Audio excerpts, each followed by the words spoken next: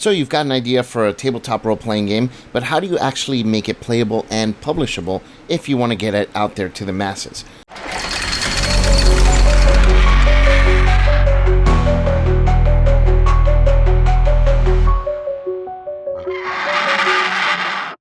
Hi, my name is Vase Odin. I am the lead designer of Left for the Vultures, the role-playing game, and today we'll be starting off a series of videos where we will discuss my design process from beginning to end, from iteration all the way up through getting your Kickstarter launched and getting your book published.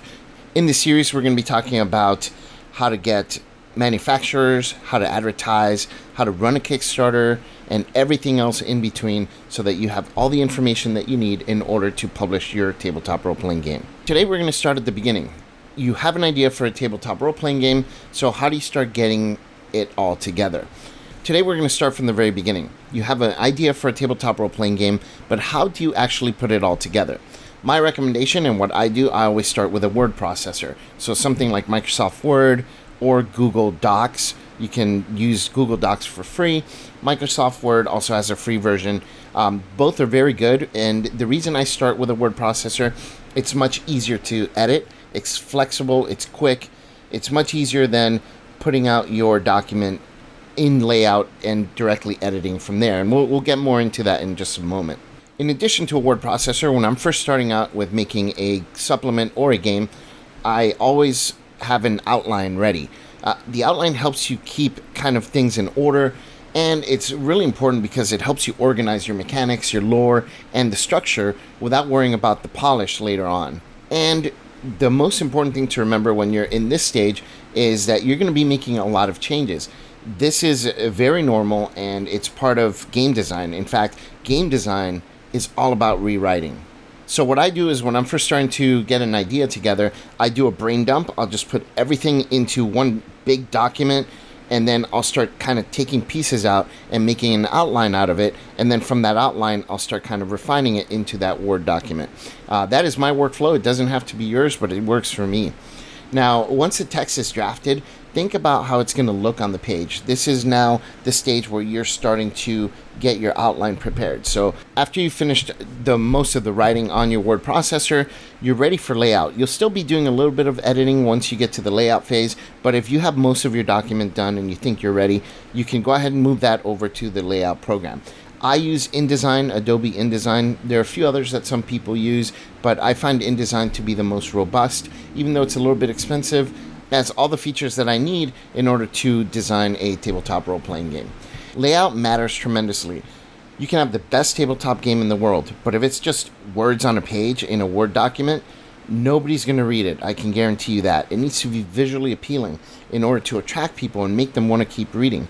You don't want to just word dump. You want to be able to make it pretty. You want to be able to make it engaging and pleasant to the eye so that the reader remains engaged and continues to read through your awesome game. So what you want to start doing in this stage is start imagining how you want your book to look. Visualize it.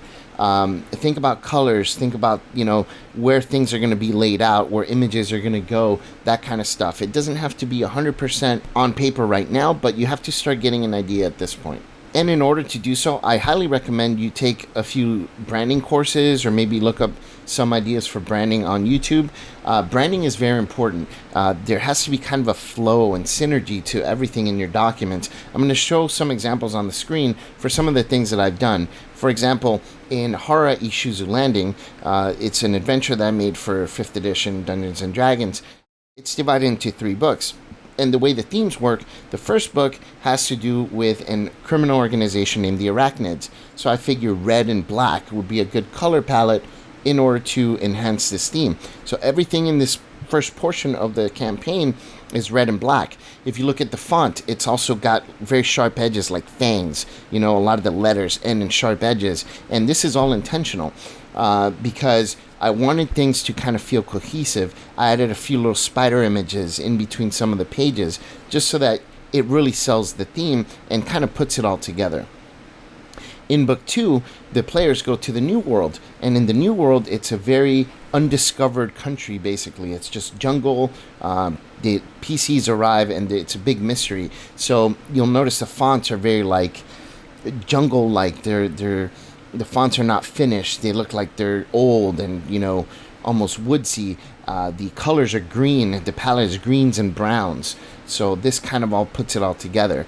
And then in the final book, it's all about cosmic horror. So cosmic, I think purple. So I got a lot of purples and blues and crimsons.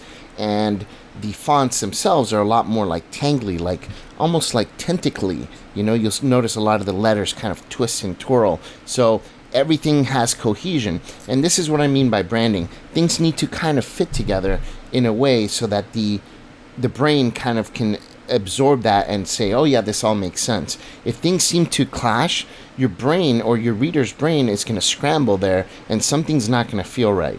If you're looking for ideas on style guides and things like that, Adobe has a style guide website that's pretty cool, where it'll show you some like complementary colors and color palettes that you can use for your styles. And you can always look up online as well. There's a lot of websites and stuff. If I think of any, I'll go ahead and put them in the show notes here. The other thing that's important is the placement of objects, images, and charts, tables, things like that. You want to make sure that it all feels intentional and cohesive. You don't want to just slap an image that has nothing to do with what's on the page. Things have to make sense. It gives it a sense of cohesion. It feels intentional. And it also improves readability for the reader. Now, at some point in the channel, I will be going deep into a course in how to use InDesign for tabletop role-playing game design. I don't want to do that in this video because it is going to be a much longer course, and I think it'll probably be more of a series because it is a lot of information. But keep an eye out for that. This is the first video in this series of tabletop game design. I want to keep the videos somewhat short so that they're easily digestible. And in the next video, we'll be talking about a little bit more about layout and then play testing and that kind of stuff. So I hope to see you guys in that next video, and I'll talk to you all real soon.